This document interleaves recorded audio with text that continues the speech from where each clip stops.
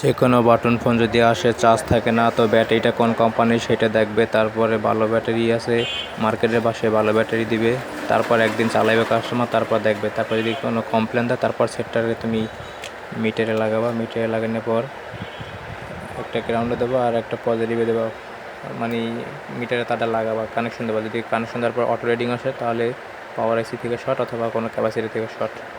আর যদি auto reading না আসে, তারপর তুমি সেট খুইলা পুরো 10 মিনিট খুইলা ক্যাপাসিটিগুলো চেক করবা। যদি 150 নিচে থাকে বা 100 নিচে থাকে তাহলে লিকেজ শর্ট। আর যদি ফুল বিপ মারে তাহলে ফুল শর্ট। আর যদি লিকেজ শর্ট না পাও আর যদি বিপও না দেয়, তাহলে পুরো সেটটা ভালো মতো ওয়াশ কইরা ভালো মতো কইসা বিএসিটা আছে কিনা সেটা দেখে তারপর ফিটিং করতে হবে। তারপরে আর একটা স্টেপ আছে শর্ট দেখার।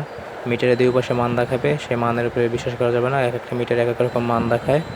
তো এই ফোনটা চালু কইরা ফোনটা মিটিয়ে লাগে পাওয়ার সাপ্লাইতে লাগে চালু করতে হবে। চালু করার পর থুয়ে দেওয়া লাগবে। তারপর যদি জিরোতে যায়, জিরোতে যাওয়ার পর যদি টিপ দেওয়ার পর যদি 1 2 আসে তাহলে ঠিক আছে। আর যদি চালু হওয়ার সময় 1 2 3 থেকে শুরু হয় তাহলে সিপিও ঠিক আছে।